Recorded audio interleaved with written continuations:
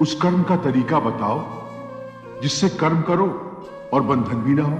इसका बड़ा ही सहज तरीका है। तुम कर्म फल में आसक्ति मत रखो। यह कैसे हो सकता है? फल प्राप्ति की इच्छा तो हर कोई करता है।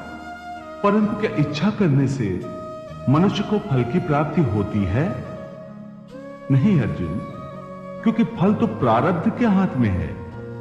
और जो भी मनुष्य फल प्राप्ति की इच्छा करता है, उसका मन फल के बारे में सोचकर अपने कर्म और कर्तव्य से विचलित हो जाता है और उसे वो फल प्राप्त नहीं होता जिसकी उसने इच्छा की थी।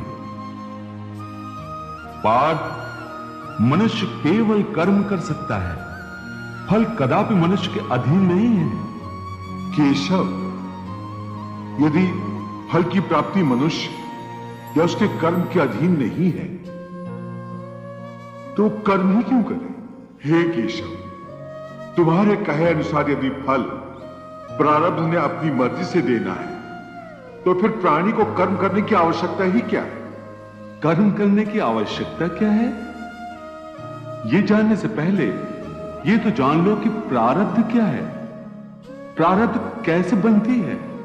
हे केशव, प्रारब्ध क्या है उसे जानने में क्या मुश्किल?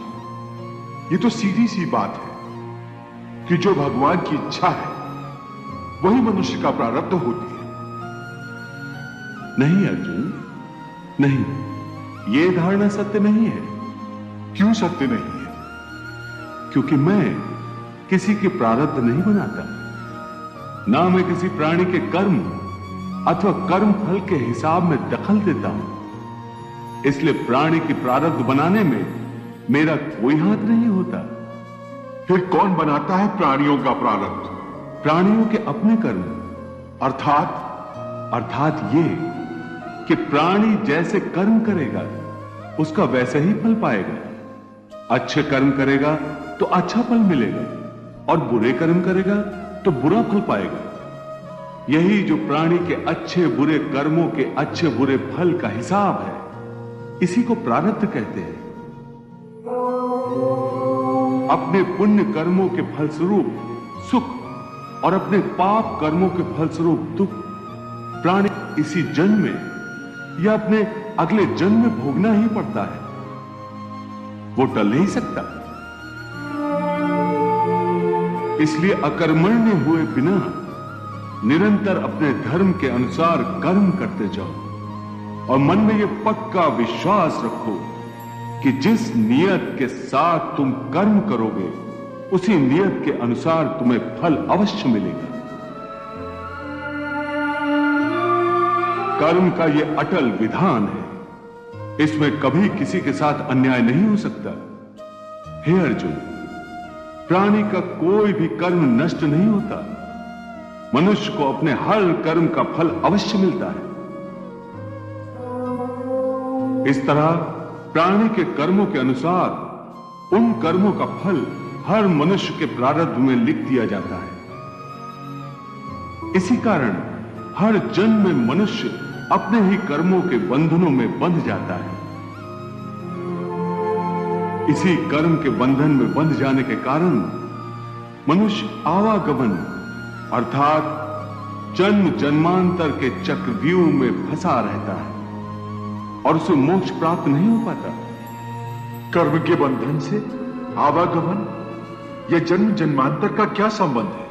मनुष्य अपने एक जन्म में जो कर्म करता है उन कर्मों के फल के रूप में पाप और पुण्य दोनों ही होते हैं।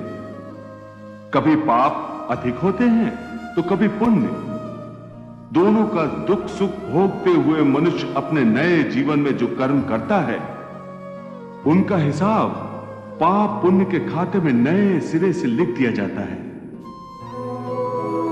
इस तरह इन नए कर्मों को भोगने के लिए एक और नया जन्म लेता है और जन्म जन्मांतर का यह सिलसिला लगातार चलता रहता है और मनुष्य की आत्मा का अपने परमात्मा से मिलन नहीं होता, जिसे मोक्ष कहते हैं।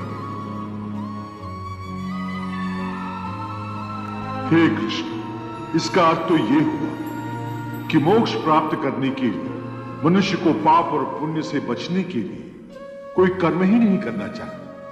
सारे कर्मों का त्याग करके सन्यासी बन जाना चाहिए। कोई भी मनुष्य अकर्मण्य नहीं हो सकता। कर्म तो उसे हर स्थिति में करना पड़ता है। परंतु सन्यासी तो कर्म का त्याग तो करते ही हैं। हे पार्थ, सन्यासी भी कर्मों का त्याग नहीं करते, न ही कर सकते हैं। मैंने पहले ही कहा था कि सन्यासी भी कर्म करते हैं।